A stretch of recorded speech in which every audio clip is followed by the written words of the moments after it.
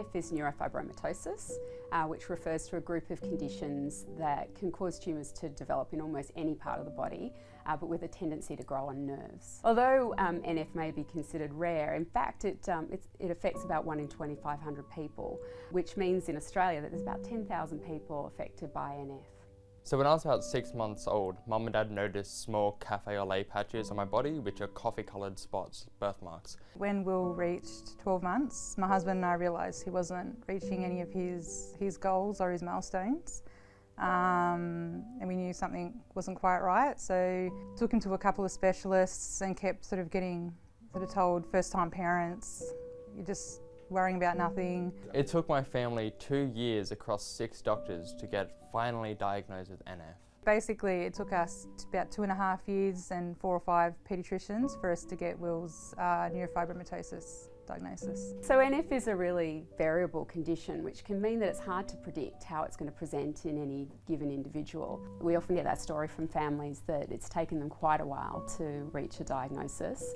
Getting diagnosed with NF early is vitally important, because due to the possibility of tumours, if we leave it a long time, the tumours could be bigger and there could be more tumours. Getting the early diagnosis means they can get on top of any symptoms, any tumours, as soon as possible. Knowing you have NF is hard enough, but at least we know what we have and what we're up against, so we can get Will in to see the specialist that he needs that will help him in life. One of my first MRIs I had when I was 10, that picked up a brain tumour in my cerebellum. NF for one person is very different for NF for another person. I know my NF is very different to Will's NF. I also had the symptom of being skinnier and weaker than others. I'm much more of a skinnier, slender body.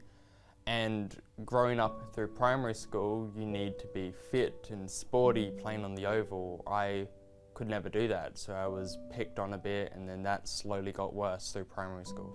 We do find that the emotional impact of NF can be quite significant. You know, I've had one patient tell me that she was in the shopping centre and was asked to leave because people thought that she must be infectious, and she just left and burst into tears. It also builds up anxiety through every year getting scanned.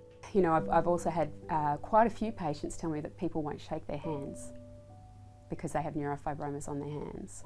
At the Children's Tumour Foundation, advocacy is a really important part of our work, because one voice can be very powerful and one person can make a big change, but I think together we can make huge changes.